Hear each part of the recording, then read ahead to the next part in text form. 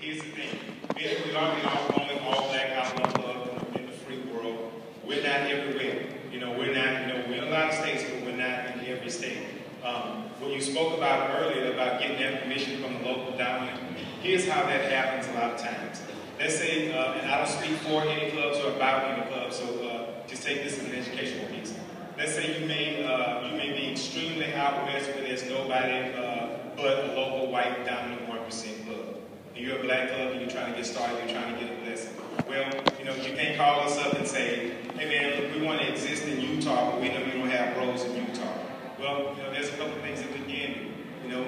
It just so happens that we have a relationship with a dominant 1% club there. So we can basically call them up and say, hey, these guys are trying to get the door down there. If you can, it's the thing that you can do to help them out, to help them get recognized, give them permission or a blessing. We're going to, they're good guys, we'll do that. If we know you're willing enough to vouch for your NBA, we'll do that. Now it's up to that club to decide whether they're going to be able to do that.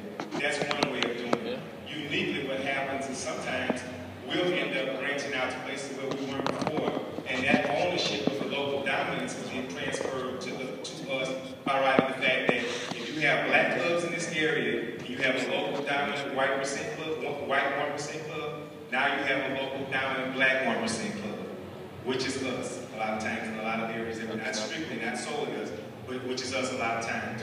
Therefore, that transfer of power kind of changes to us, so to speak. And now what you'll see happen is that the black clubs who traditionally had gone to get blessings and permission, that does not mean that the existing blessing or permission that you had is no longer any good. It just simply means that now you have a black dominant 1% club in here. So now what happens is you end up coming to us to kind of get started, get guidelines and education about history, protocol, respect, things like that. That transfers to us when we do get that, when we get to areas where we're not. But listen, it's plain and simple. We probably talk about this, 1,000 times a year. Your local dominant needs to know who you are. I think we all agree with that. These are leaders to me. You guys know the drill. They need to know who you are all the time.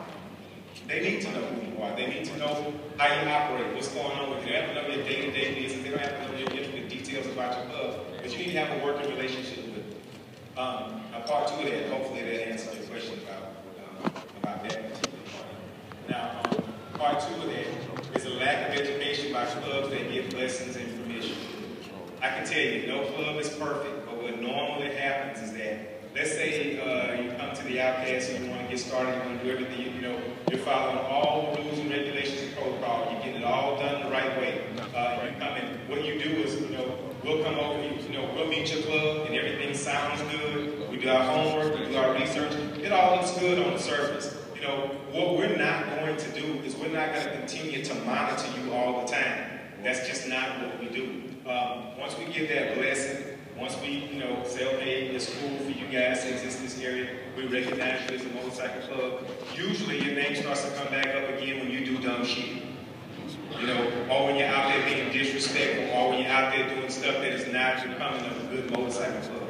And that's kind of when we got to step in and pull those reins back and say, hey, look, listen, we didn't grant you the authority to be here. We didn't give you permission to be here for you to make all of us look like idiots. So what happens is sometimes we get away from that educational piece because we don't go out and babysit. We don't go out and babysit. That's one of the things that we don't do. The other thing, and I think one of your greatest concerns is you'll see people running around with all of these different patches on. And the minute you ask them about a patch, hey, I got a blessing from the Outcast, I got a blessing from whoever, I got permission to do this, I got permission to do that. Well, here's the deal. For some reason, a lot of people think that we go around and patch police everybody. We don't.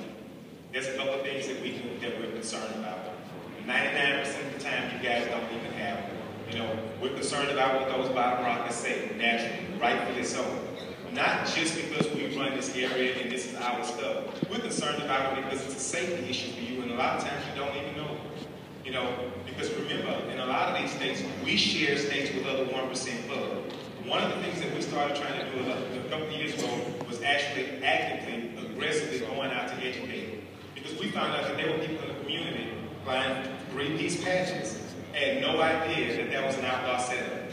And what we were getting was these calls in the middle of the night saying, hey man, these guys want to beat the hell out of me because they're saying I'm representing like an outlaw, I'm doing this, I'm doing that. Well, hell, you are representing like an outlaw.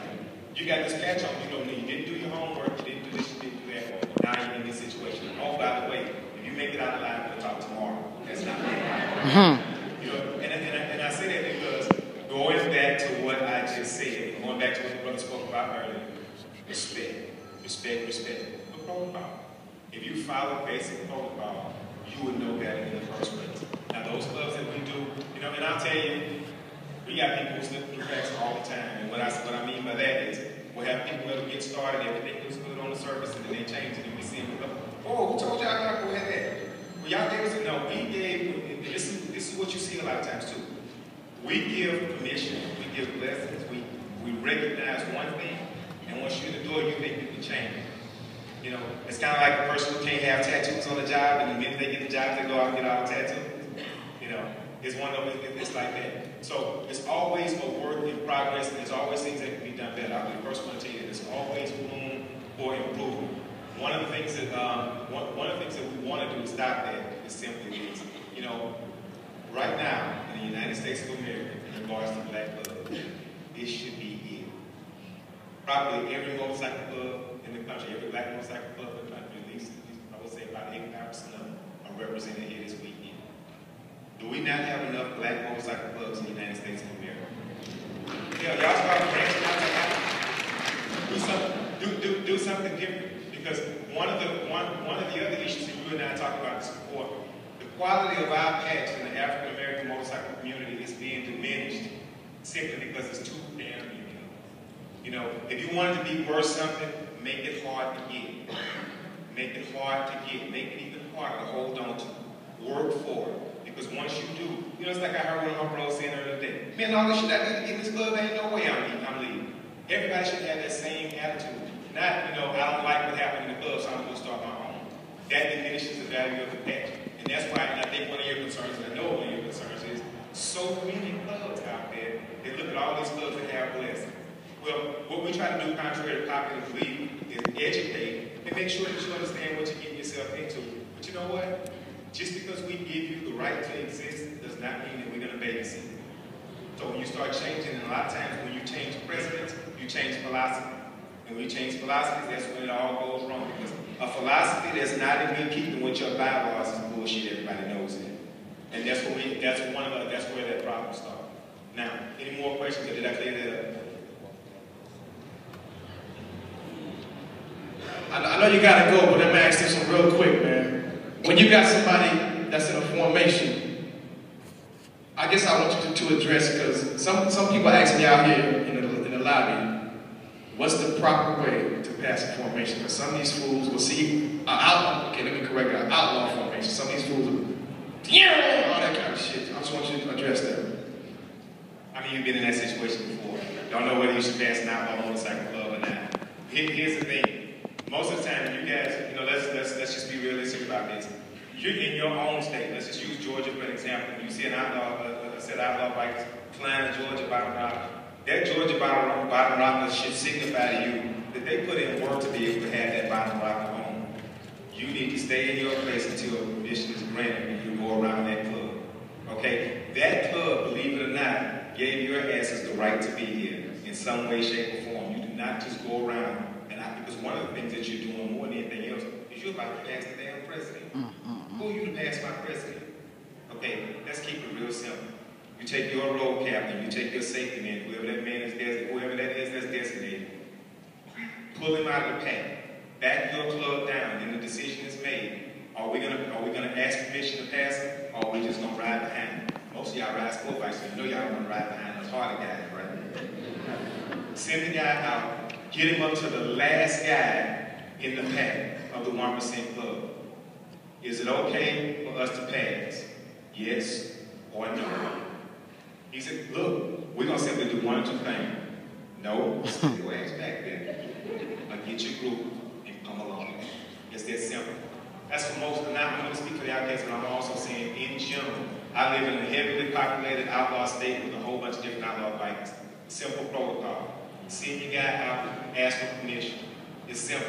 Because I'm going to tell you right now, we keep a fast bike in the pack.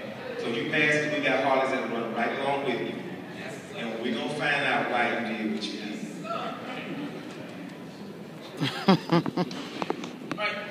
Sporting is going to be the last question, and then we're going to let the speakers do a little brief, and we're going to get ready to get out of here because they got to remove everything and set everything up.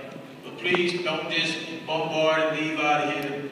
Just give us a few seconds, a few minutes, and we're going to handle that. I'm going to make mine quick.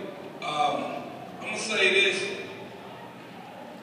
Really, I personally don't think outcasts get the due respect that we all should give them. A lot of people don't know, especially Georgia, the only reason why we're able to ride our bikes and act the fool and nut up in these streets is because of them.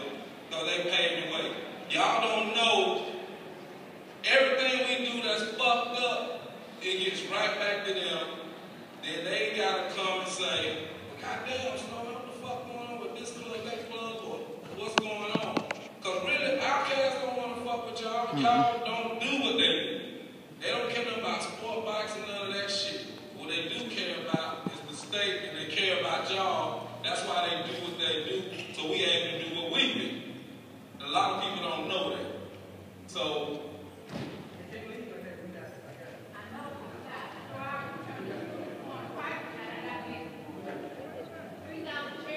and lady said we gotta go, y'all.